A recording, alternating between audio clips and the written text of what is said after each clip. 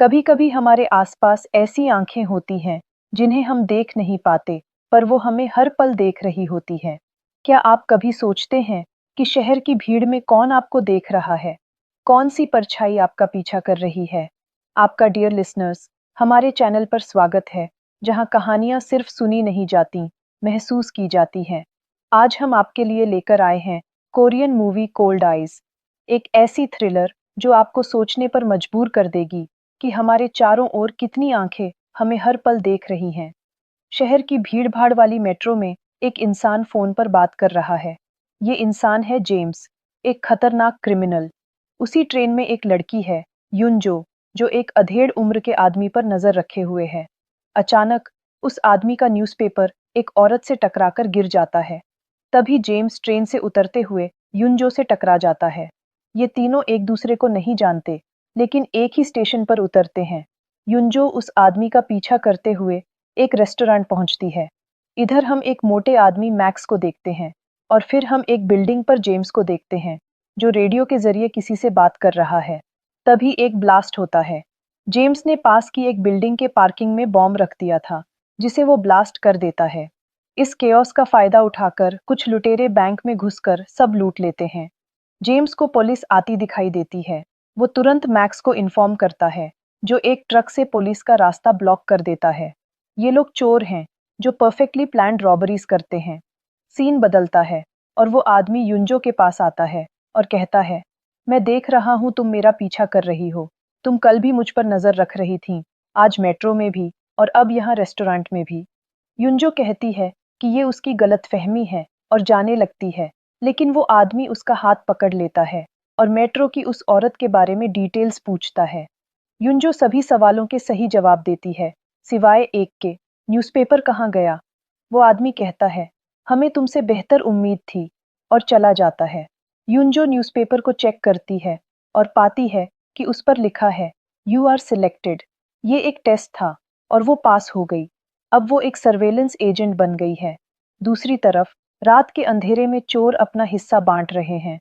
एक चोर जेम्स के शेयर पर सवाल उठाता है, जिस पर जेम्स उसे मार देता है। फिर जेम्स एक ओल्ड शूमेकर के पास जाता है, जिसने जेम्स को चोरी सिखाई थी। उसके पास एक पासपोर्ट है, जिसे वो जेम्स को तभी देगा जब वो एक आखिरी चोरी करेगा। अब कहानी हेडक्वार्टर्स पर आती है, जहां वो आदमी होंग, एक सीक्रेट सर्विस का हेड है। वो युंजो से मिलता है और उसे टीम से इंट्रोड्यूस करवाता है, जहां सभी टीम मेंबर्स के कोड नेम्स जानवरों के नाम पर हैं, monkey, squirrel, viper. Team CCTV में मैक्स को आइडेंटिफाई करके उसका पीछा करने निकलती है। होंग युंजो को कार से बाहर नहीं निकलने देता, लेकिन बाथरूम ब्रेक देता है। वहां युंजो खुद से बातें करती है, लेकिन वो वॉकी टॉकी बंद करना भूल जाती है, जिससे पूरी टीम उसकी बातें सुन लेती है। जेम्स एक और रॉबरी प्लान कर रहा होता है। वो एक शख्स को देखता है जो उसकी फोटोज खींच रहा है। जेम्स उसे मार देता है। दूसरी तरफ युंजो होंग के मना करने के बावजूद कुछ गुंडों से लड़ जाती है। बाद में होंग आकर उसे बचाता है। जेम्स फिर शूमेकर के पास जाता है और पासपोर्ट मांगता है, लेकिन वो उसे एक और टास्क देता है। जेम्स मना करके वहां से चला जाता है। फिर उसकी कार में एक कॉन्ट्रैक्ट किलर आता है, लेकिन जेम्स उसे मार देता है और फिर शूमेकर को धमकाता है। होंग की टीम चोरों की तलाश में जुटी रहती है। एक दिन युंजो कार में बैठे बैठे बोर हो जाती है। वो अपना दिमाग लगाती है और होंग के पास एक थ्योरी लेकर जाती है। वो मैप पर दिखाती है कि मैक्स अब तक सिटी के 3 एरियाज में देखा गया है, जहां रॉबरीज हुई थी। चोर कभी रॉबरी वाली जगह पर वापस नहीं आता, वो कहती है। अगली रॉबरी सिटी के मिडिल पार्ट में होगी। होंग खुश होकर उसे फील्ड में जाने की परमिशन देता है। टीम सिटी के मिडिल एरिया में नजर रखना शुरू करती है। युंजो को एक मैक्स जैसा आदमी दिखता है। होंग उसे कहता है कि अपना लुक चेंज करो। युंजो वॉकिंग करते करते एक नॉर्मल गर्ल में ट्रांसफॉर्म हो जाती है। वो मैक्स के साथ एक ही लिफ्ट में सवार होती है और कॉइन्स गिराकर उसका रूम नंबर देख लेती है। टीम उसके घर के सामने कैमरास लगा देती है। एक दिन मैक्स अपने घर के बाहर गार्बेज रखता है। टीम उसमें से सबूत खोजती है और उसमें उन्हें एक पेपर के पीसेस मिलते हैं। होंग और युंजो उसे जोड़कर समझते हैं कि ये सुडोकू पजल है, जो जानबूझकर गलत सॉल्व किया गया है।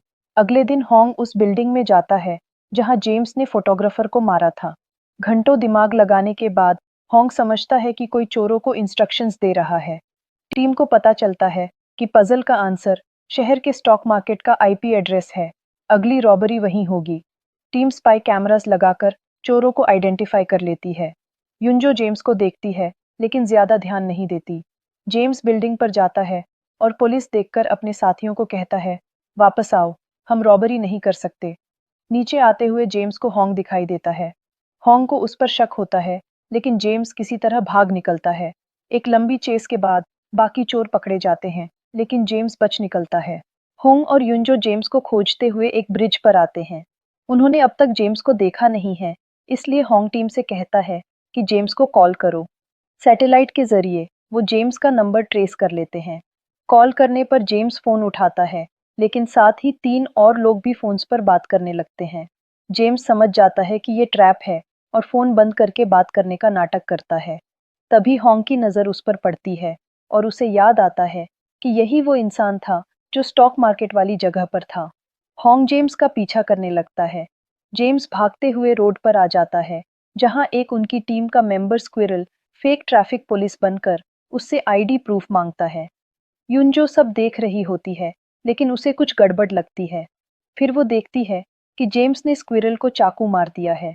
होंग और युनजो उसे हॉस्पिटल ले जाते हैं, लेकिन उसे बचा नहीं पाते। जेम्स शूमेकर को मारकर पासपोर्ट ले लेता है। कुछ दिनों बाद युनजो को याद आता है कि ट्रेन में जिस आदमी से वो टकराई थी, वो जेम्स था। उसके हाथ में एक शॉपिंग मॉल का लॉयल्टी कार्ड था। वो समझ जाती है कि आज संडे है, जेम्स जरूर मॉल में आएगा। युनजो मॉल पहुंचती है और जेम्स को देखती है। वो उसका पीछा करती है। तभी जेम्स उसके पास आकर कहता है, तुम मेरा पीछा क्यों कर रही हो? इससे पहले कि युनजो कुछ कहे, होंग वहां आ जाता है और जेम्स भाग जाता है।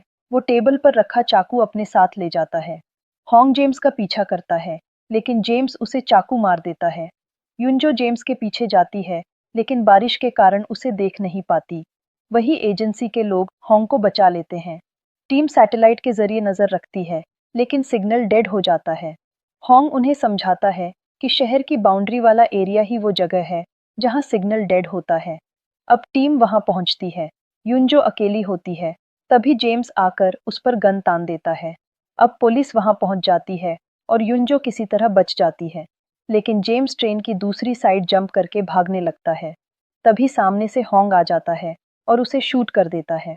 कहानी के अंत में युनजो एक आदमी से टकराती है और होंग को कॉल पर कहती है, ये वही है, ये जेम्स का दोस्त होता है, जिसके बारे में अब ये लोग पता लगाएंगे। और यही मूवी एंड हो जाती है। कोल्ड आइज हमें ये सिखाती है कि असली हीरो वो नहीं होता जो सामने आकर लड़ता है, बल्कि वो होता है जो चुपचाप सब कुछ देखता है, समझता है और सही समय पर सही कदम उठाता है।